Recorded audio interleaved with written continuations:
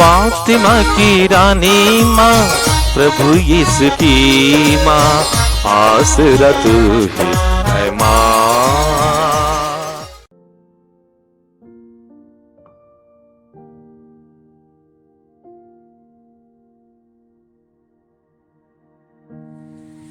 पहला पाठ गलातियों के नाम संत पौलुस का पत्र, अध्याय 3, पद संख्याएं 7 से 14 तक। आप लोग यह निश्चित रूप से जान ले कि जो लोग विश्वास करते हैं वे ही इब्राहिम की संतान हैं।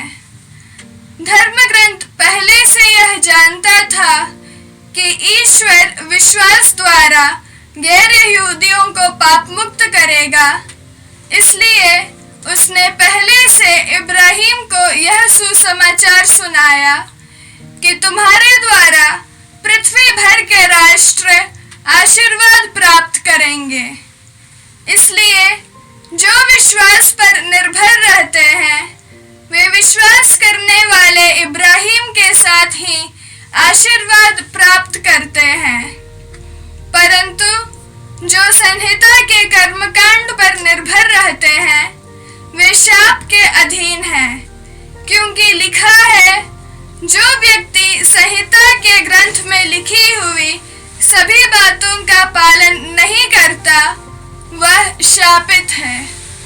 स्पष्ट ही है कि कोई भी संहिता के कारण ईश्वर की दृष्टि में धार्मिक नहीं है, क्योंकि लिखा है, धार्मिक मनुष्य अपने विश्वास के द्वारा जीवन प्राप्त करेगा। और संहिता का विश्वास से कोई संबंध नहीं है, क्योंकि उसमें लिखा है, जो इन बातों का पालन करेगा उसे उन्हीं के द्वारा जीवन प्राप्त होगा। मसीह हमारे लिए शापित बने और इस तरह उन्होंने हमको संहिता के अभिशाप से मुक्त किया, क्योंकि लिखा है, जो कोई काठ पर लटकाया जाता है वह शापित है।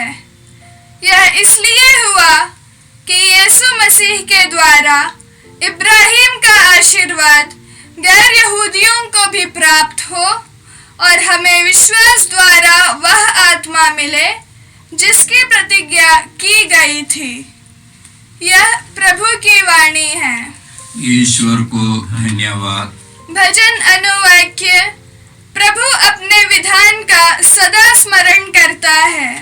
प्रभु अपने विधान का सदा स्मरण करता है। धर्मियों की गोष्ठी और उनकी सभा में मैं सारे हृदय से प्रभु की स्तुति करूंगा। प्रभु के कार्य महान हैं, भक्तजन उनका मनन करें। अनुवाक्य। प्रभु अपने विधान का सदा स्मरण करता है। प्रभु अपने विधान का सदा स्मरण करता है। उसके कार्य प्रतापी और ऐश्वर्यमय है। उसका न्याय युग युगों तक बना रहता है। प्रभु के कार्य स्मरणीय हैं। प्रभु दयालु और प्रेममय है। अनुवाक्य। प्रभु अपने विधान का सदा स्मरण करता है। प्रभु अपने विधान का सदा स्मरण करता है।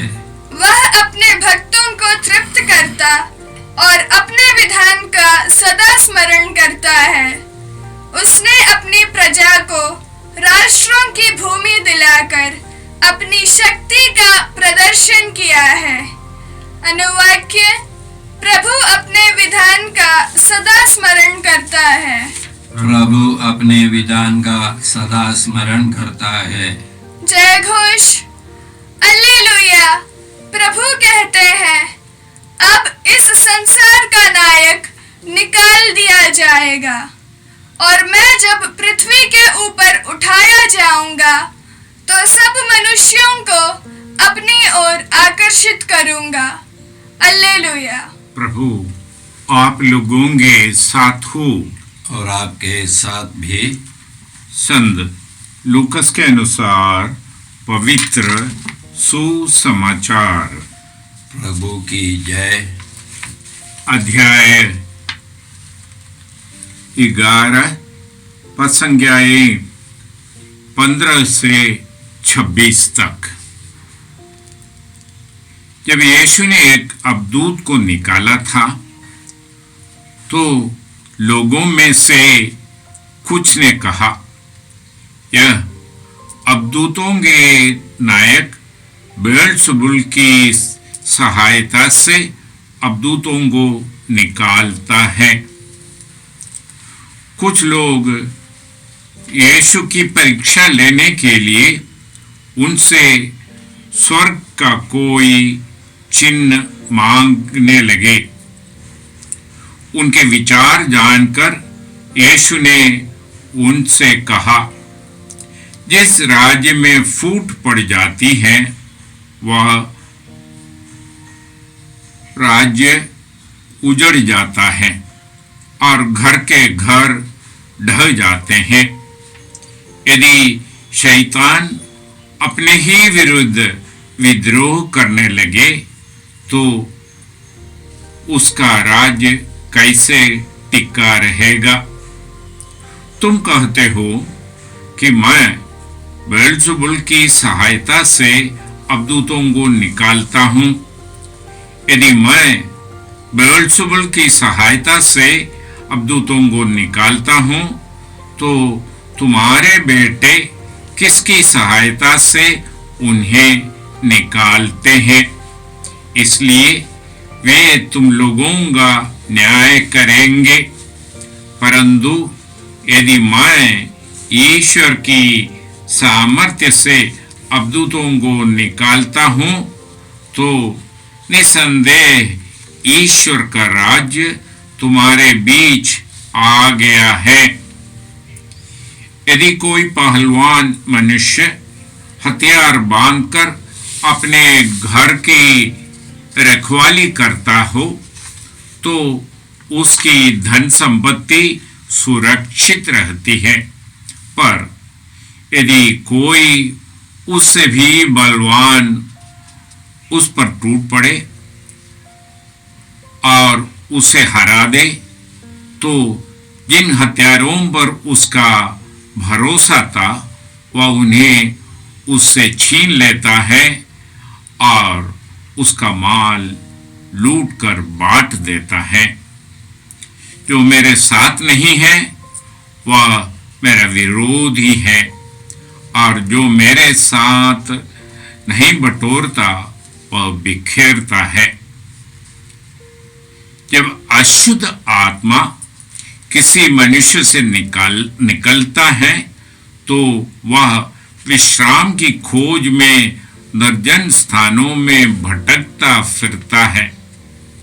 विश्राम न मिलने पर वह कहता है, जहां से निकला हूं अपने उस घर को वापस जाऊंगा।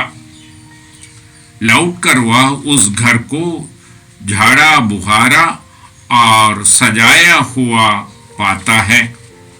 तब वह जाकर अपने से भी बुरे 7 अबदूतों को ले आता है और वे उस घर में घुसकर वहीं बस जाते हैं।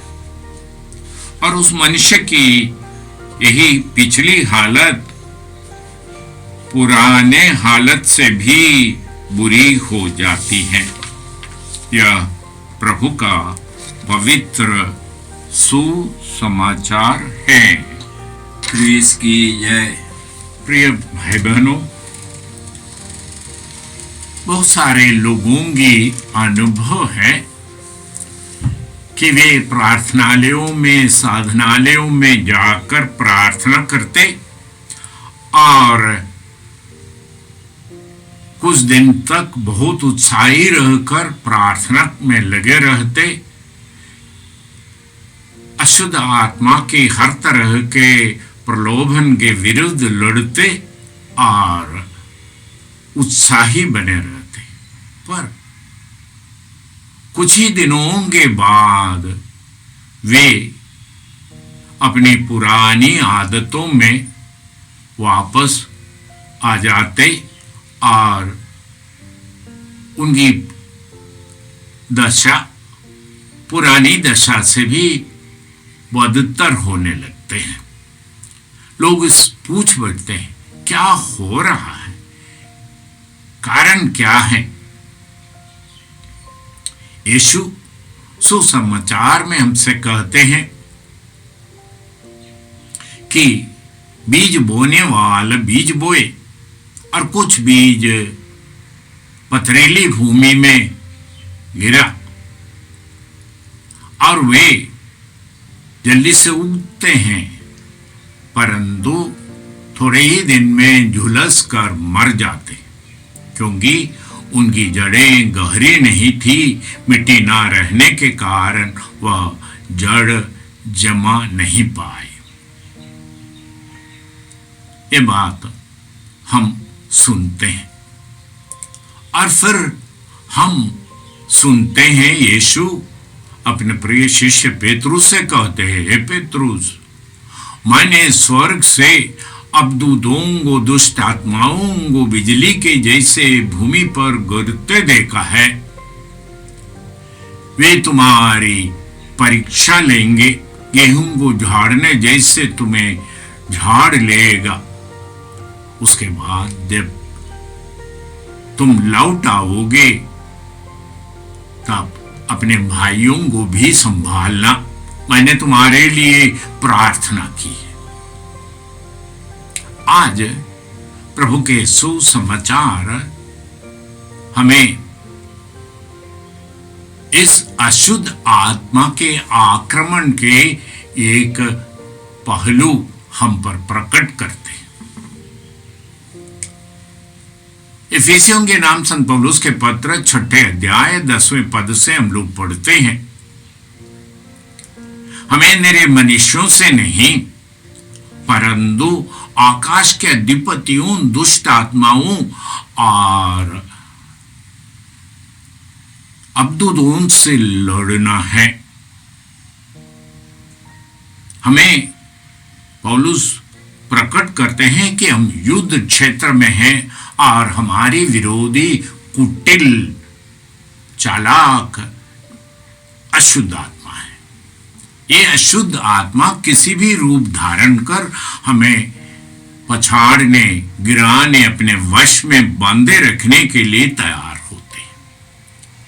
आज ये अशुद्ध आत्मा यीशु को भी बदनाम करने और यीशु के कार्यों को भी अपने जाल में फंसाने की कोशिश करते हुए आज कहते हैं कि यीशु अबदूतों के नायक बेल्ज़ेबुल की सहायता से अबदूतों को निकालते हैं। वे इस हद तक जाने के लिए तैयार हैं, अपने ही नेता बेल्ज़ेबुल को भी यीशु की सहायता करते हमें बताने के लिए तैयार हैं, जिससे कि यीशु के वचन हमारे हृदय में जड़ नहीं जमा पाए, हम यीशु के अनुकरण न कर पाए।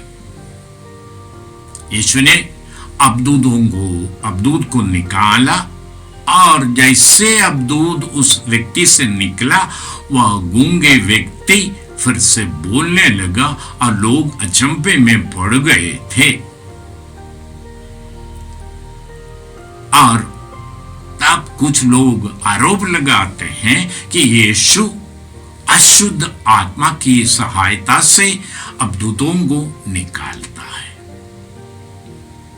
और बाद में यीशु हमें ये बताते हैं, जब अशुद्ध आत्मा किसी व्यक्ति से निकलते हैं और विश्राम की खोज में निर्जन प्रदेश में अपने लिए ठिकाना खोजते और जब नहीं पाते, वह उस घर को लौट आते हैं जहां से वे निकले।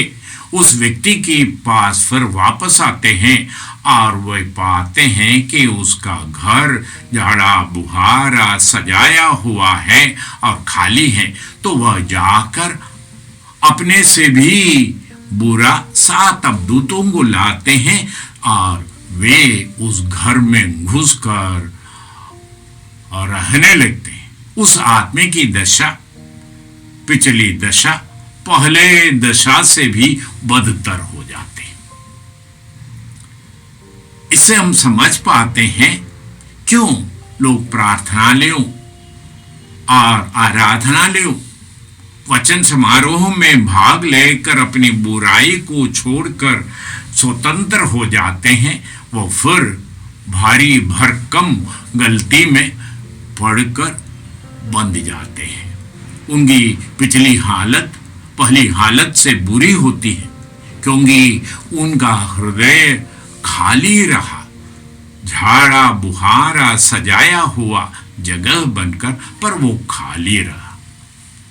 इसलिए फादर मैथ्यू नाइकम परमबिल बताते हैं, प्रतिदिन हमें यीशु की पवित्र लहू से हमें अभ्यंजन अभिषेक करना चाहिए, जिससे कि हमारे हृदय पर अशुद्ध आत्मा का वश नहीं पड़े। यीशु हम लोगों से कहते हैं,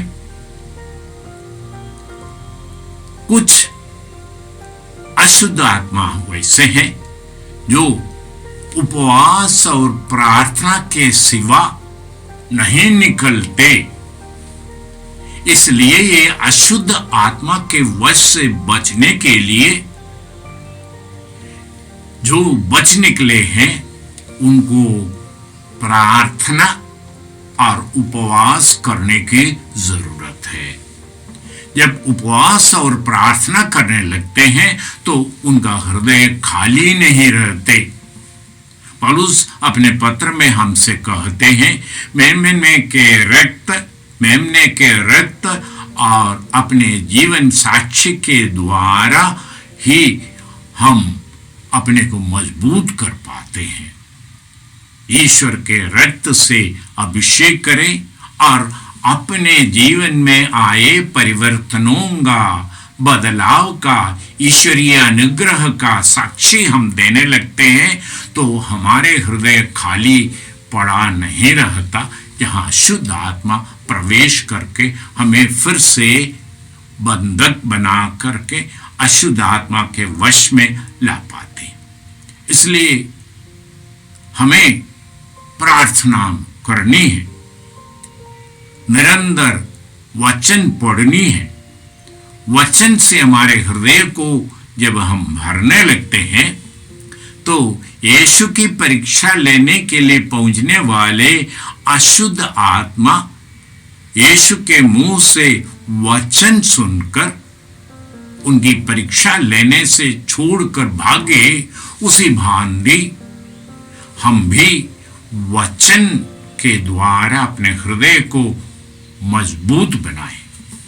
आज के पाठ हमें यह रहस्य समझा रहे हैं कि अशुद्ध आत्मा बड़ी कुटिल तंत्र से हमें किसी न किसी प्रकार अपने अधीन करने के लिए भरसक कोशिश करते रहते हैं। इसलिए हमें सावधान रहनी है। हमें निरे मनुष्यों से लड़ना नहीं है। हमारी लड़ाई अशुद्ध आत्मा के हर तरह के कुटिल तंत्रों से है। इसलिए वचन पढ़कर हमें अपने हृदय में वचन को स्थान देना है। भाइयों बहनों, आराधनालय में उपवास और प्रार्थना करने में भाग लेना उचित है, वाजिब है, और वह हमारी सहायता करते हैं। साथ ही हम मेमने के रक्त से अपने को अभिषेक करें और हमारी साक्षी दे। हम उदारता से दान दे और हम फिजूल जो खर्च करते थे उसे ईश्वर के राज्य की आगमन की तैयारी में दूसरे लोगों को वचन सुनाने के लिए भेजने में और उनकी सहायता करने में हम इसे इस्तेमाल करें। हम इस भांति अशुद्ध आत्मा की हर प्रकार की तंत्र से बच सकते हैं।